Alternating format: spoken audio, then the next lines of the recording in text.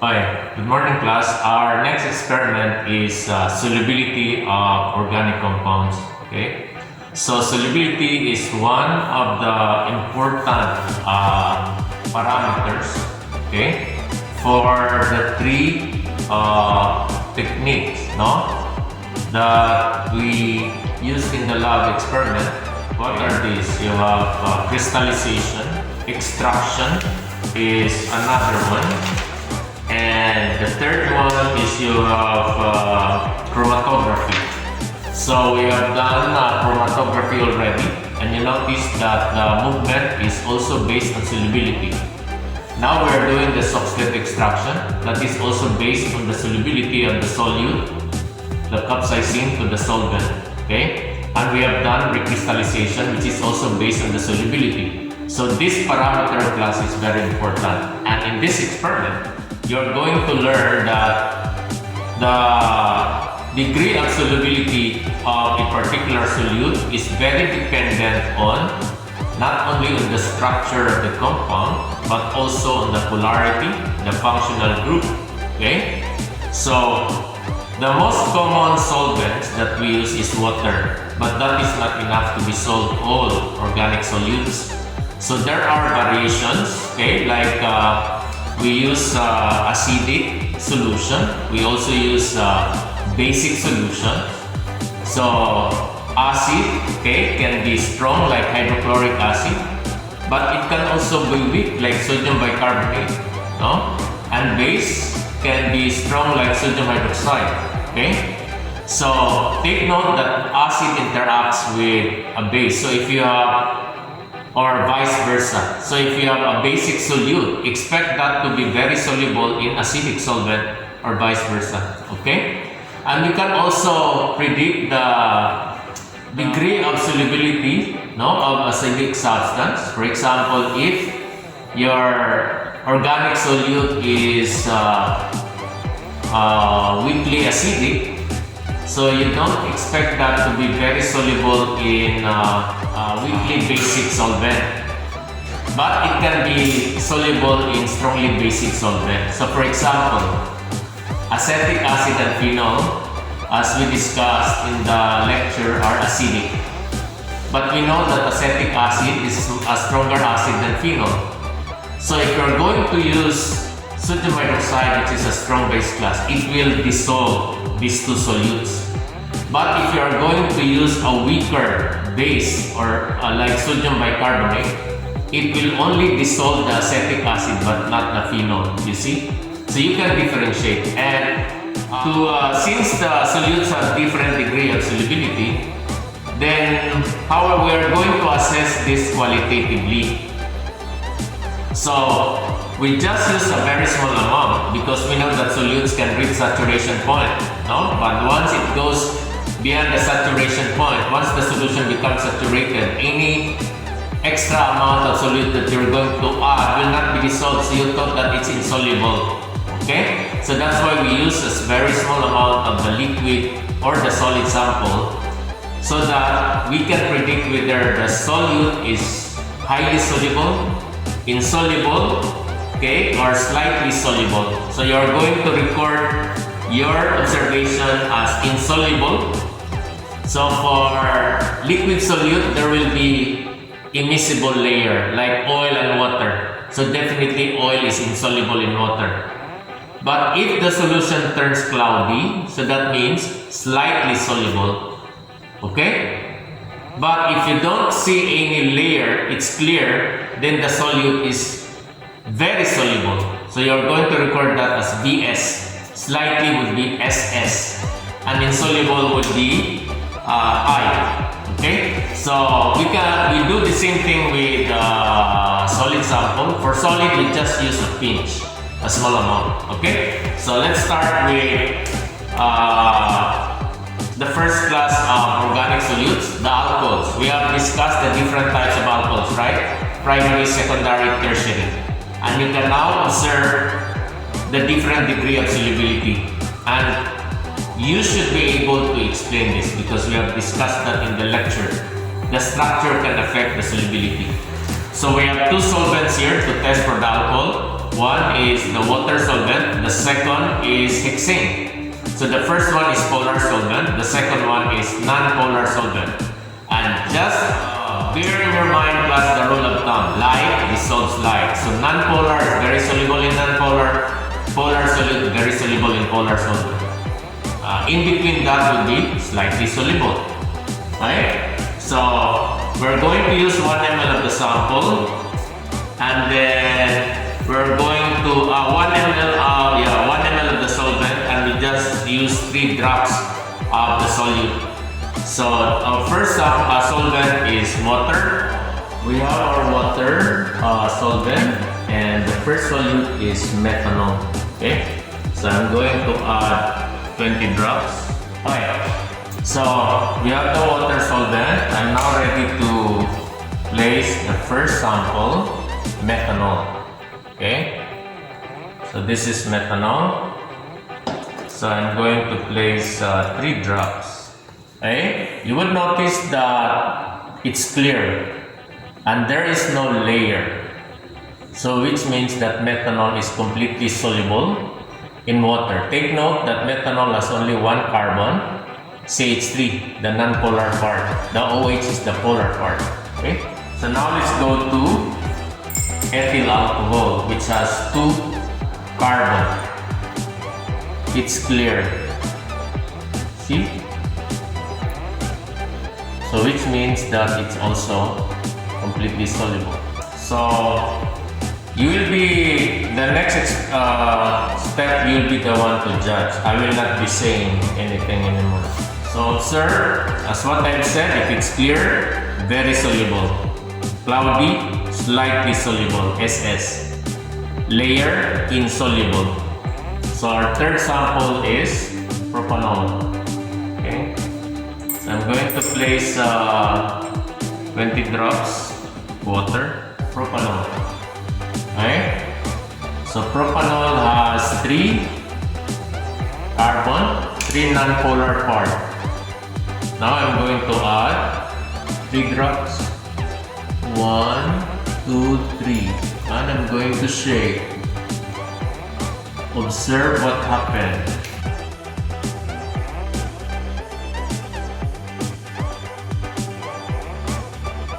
Okay, that's it.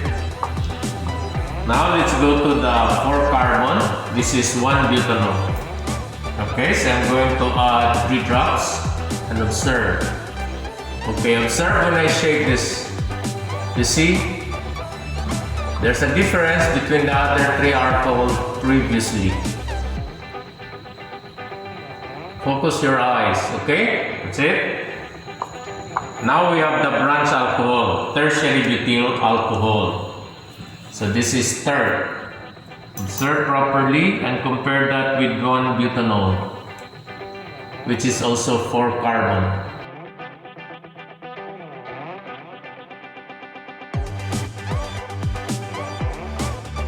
Look at that. There's a difference compared to the previous one.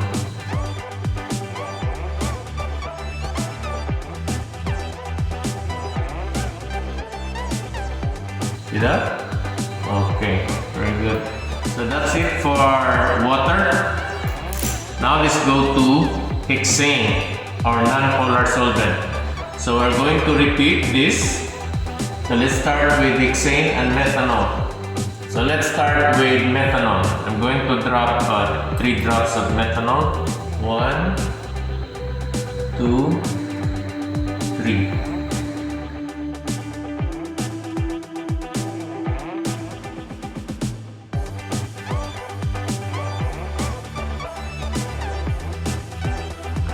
Okay, now we'll move to ethyl alcohol. So we'll use hexane again. 20 drops. 1, 2, 3, 4, 5, 6.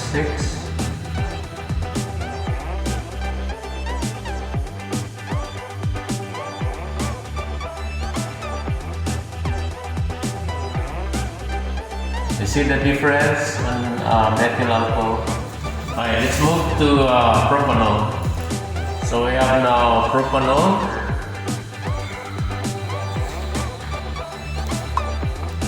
we'll move to butanol. Okay, so this sample is hexane with butanol.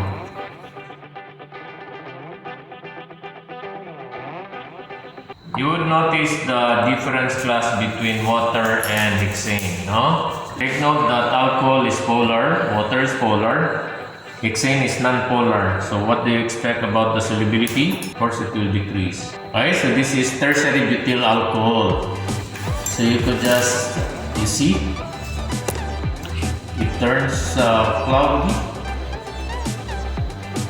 right? Okay, so that's it. No? So we'll move on to other types of solvents. Okay, we have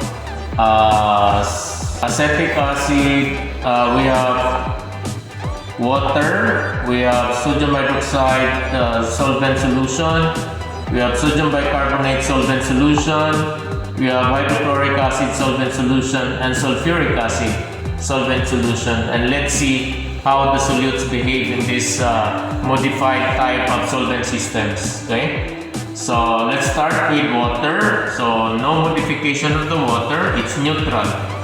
So our solute is acetic acid. So we use 3 drops again.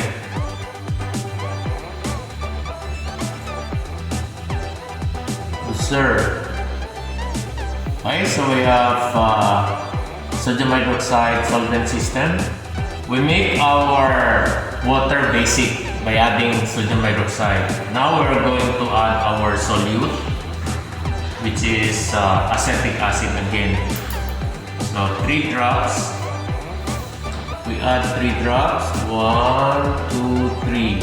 When you use acetic acid class, you have to close the bottle right away because of its pungent smell. Okay? So there. Okay, that's it. Okay, so next is you have sodium bicarbonate. This is sodium bicarbonate solvent. Okay, a weaker type of atom. This is your baking soda actually class. And you know, your mother is usually using baking soda in the kitchen not only for baking but also for cleaning. Okay? Because stains are either acidic or basic. So baking soda is a good choice. Okay? Let's observe. Observe the bubbles class. Okay, you have to explain that. Now we use hydrochloric acid, a stronger acid, okay, as our solvent. So this is 1.5 molar hydrochloric acid. Very obvious class, no? Very clear. Now the last one is the strongest acid, sulfuric acid. Okay, so this is sulfuric acid with acetic acid.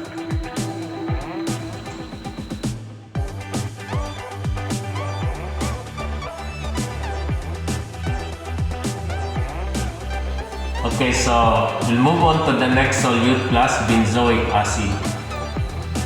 So let's go back to our basic solvent, water. So since benzoic acid is a solid, we're going to use a pinch.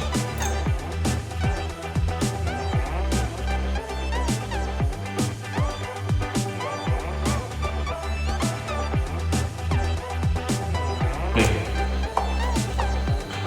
Now we're going to make the water basic by adding sodium hydroxide. To cut the liquid, not the solid on top class because it's not immersed in the liquid. Okay? So there. So now we're going to use less basic solvent, sodium bicarbonate or baking soda. Compare that with the other one, which is sodium hydroxide. There's a difference. Very obvious difference.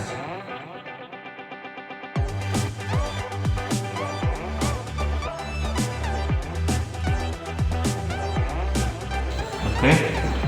So now we'll move on to acidic solvent, hydrochloric acid. 5% hydrochloric acid. This is acidic solvent with benzoic acid. Okay, so the last one is sulfuric acid. Okay, there. That's it. Now we'll move on to the next solute, phenol. So let's start with the water again as our solvent. This is phenol plus. Okay. Okay, so this is water with phenol. Okay, now phenol with basic solvent, sodium hydroxide. Sir. Okay. Next is phenol with sodium bicarbonate solvent. Okay, so this is phenol with sodium bicarbonate. Now we have hydrochloric acid solvent. Okay, this is phenol with hydrochloric acid plus.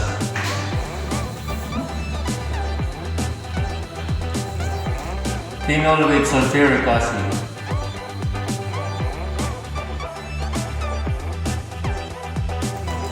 Okay, so we'll move on to the next solute, hexane. So let's go back to our basic solvent again, water. So this is water, and we're going to add hexane.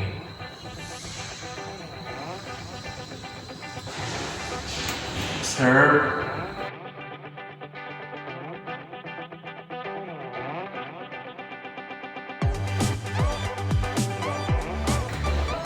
Look at the upper portion of the water glass, no? In a shape. Okay?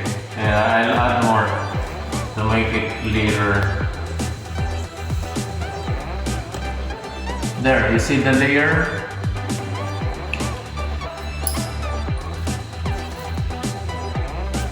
This is hexane with sodium hydroxide.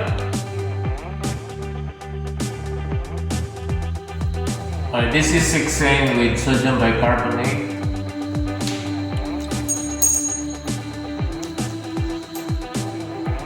This is hexane with hydrochloric acid.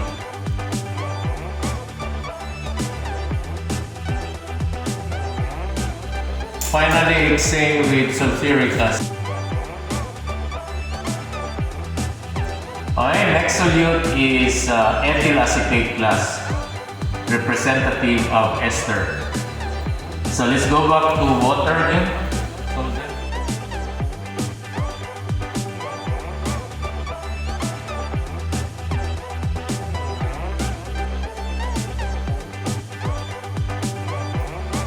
Okay, this is ethyl acetate and sodium hydroxide solvent.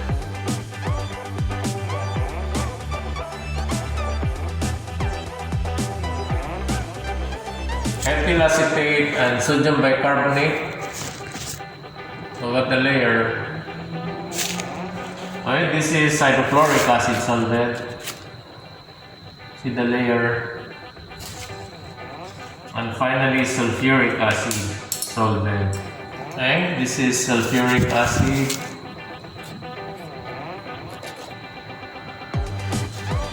Okay, so next, last solute. Benzaldehyde, representative of aldehyde. Okay, so let's start with water again plus. This time, our solute is benzaldehyde. See that? Very obvious.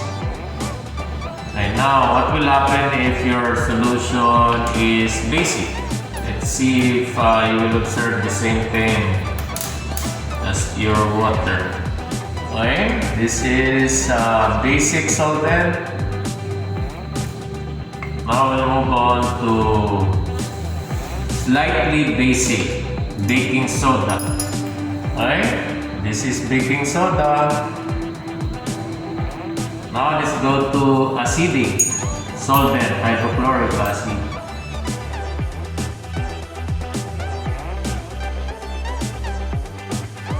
Last one is your sulfuric acid, concentrated sulfuric acid. See what happened?